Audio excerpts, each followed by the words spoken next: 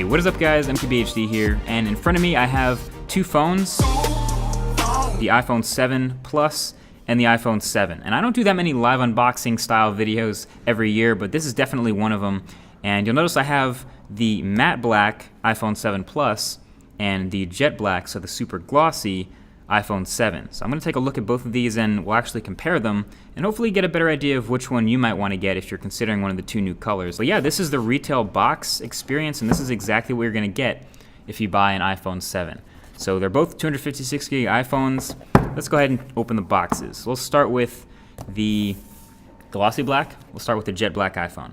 You notice it's a black box. If you buy a jet black iPhone, you'll get one of those rare black Apple boxes. And right off the bat, you don't get the phone at the top.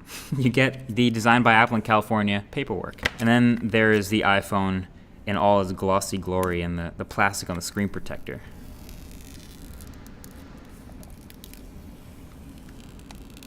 And that is about as fingerprint free as this iPhone will ever be, but there it is. And we'll go ahead and put this on the side and see what we get in the box.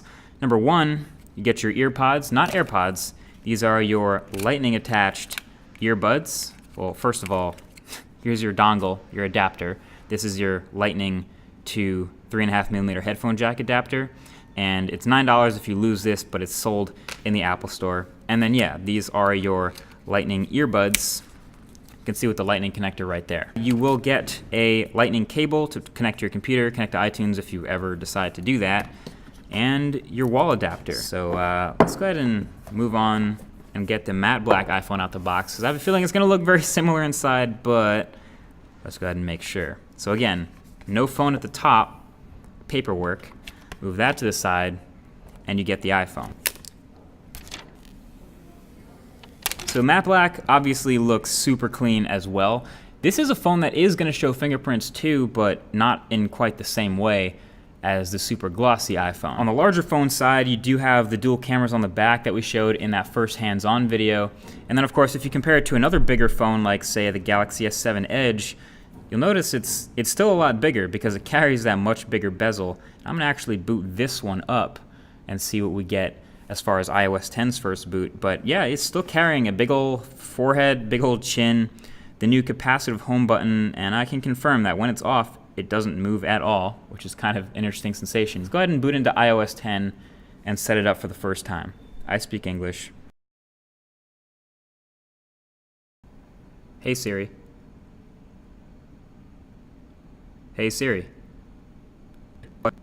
Okay, so this is definitely a new step. It's telling me to meet the new home button. So obviously on the iPhone 7, you have the home button that does not move. It's just a piece of glass and it's pressure sensitive. So when we get started here, we'll be able to choose how much, I guess, pressure feedback or with the Taptic engine will feel when we press it. So 3 is a really firm click response. 2 is the default somewhere in the middle.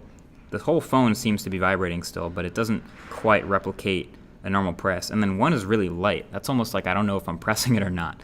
So I'm gonna go all the way up to 3 so I know when I'm pressing the button. So there we are in iOS 10 on the iPhone 7. And obviously, a lot of the stuff you'll see here is exactly the same as it would be on any other phone that's running iOS 10, like my iPhone 6s, but obviously on the new chip, a little bit faster, a little bit smoother, and a little bit more interesting with this new home button setting. A quick run through Geekbench 4 for kicks, since this is the new A10 Fusion chip.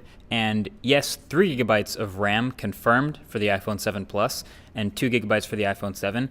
But yeah, you can see the final score is pretty great, especially the multi-core, right up there, actually above Snapdragon 820 devices. But yeah, there you have it. That is your first look at the iPhone 7 in your jet black and your matte black, and a good look at the differences between them. Honestly, if you're having trouble picking, I would just go the safe route with the matte black. This is almost like a special edition phone at this point. If you haven't seen it in person, check it out in a store. You're gonna see the fingerprints and the scratches and things like that. But yeah, that's the unboxing experience, and that's what comes in the box, and that's what you will find if you order a new phone from Apple this week. Either way, that's been it. Thanks for watching. Leave a thumbs up if you want to see more unboxing stuff like this in the future, and I'll talk to you guys in the next one. Peace.